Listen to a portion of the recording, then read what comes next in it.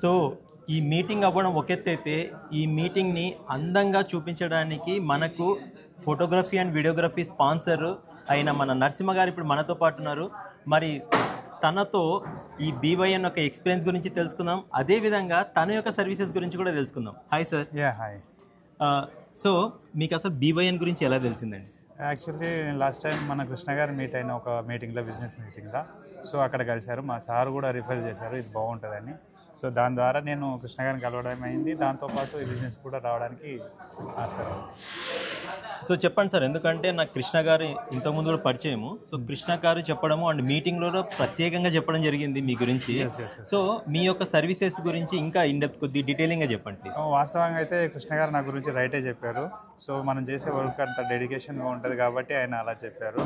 So నేను startup అంటే 2000 నుంచి స్టార్ట్ చేసింది, ఒక 25 సంవత్సరాల నుంచి.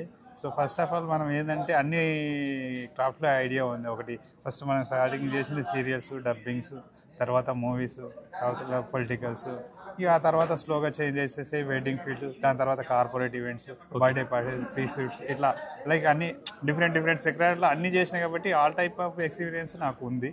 సో అందుకని కృష్ణ గారు కూడా అది మెన్షన్ చేశారు. అదే రియల్గా అండి, అంటే జనరల్గా ఈవెంట్ మేనేజర్స్ కానీ ఫోటోగ్రాఫర్స్ అంటే కూడా ప్రత్యేకంగా వెడ్డింగ్ ఫోటోగ్రాఫర్స్ అని సపరేట్గా ఉంటారు, I mean corporate photographers, videographers అని సపరేట్గా ఉంటారు. బట్ గుడ్ థింగ్ మీ ద్వారా తెలిసింది ఏంటంటే, అంటే మీకు సినిమాటిక్ అండ్ సీరియల్స్ ఈ డిఫరెంట్ అనుభవాలు ఉండడం వల్ల సో మీ నుంచి ఇంకా బెటర్ క్వాలిటీ వీడియోస్ కానివ్వండి, ఫోటోగ్రఫీ కానివ్వండి మేము ఎక్స్పెక్ట్ చేయొచ్చు, రైట్? షూర్ అండి. ఎందుకంటే ఇప్పుడు సినిమా చేసిన వాళ్ళు వచ్చి వెడ్డింగ్ చేయాలంటే చేయలేరు, వాళ్ళకి ఏం అర్థం కాదు. వెడ్డింగ్ చేసిన వాళ్ళు వెళ్ళి సినిమా చేయాలంటే వాళ్ళకి అర్థం కాదు.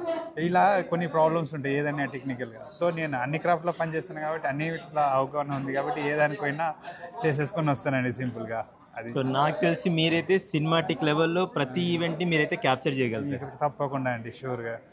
సో జనరల్గా మీరు ఈ మధ్య కాలంలో చేసిన ఈవెంట్స్ ఎక్స్పెన్సివ్ ఈవెంట్ ఏదండి ఈ మధ్య కాలంలో చేసినదండి? అంటే వెడ్డింగా? ఇది ఎనీథింగ్, వెడ్డింగ్. యాక్చువల్లీ నేను తెలంగాణ మొత్తం ఆన్లైన్ తెలంగాణ బిల్లు ఉంది కానీ ఫార్మేషన్ డే మొత్తం టోటల్ ఆ బిల్లు మొత్తం ఆన్లైన్ ఎడిటర్ చేసింది నేనే, అసెంబ్లీ ఎడిటర్ కూడా నేనే.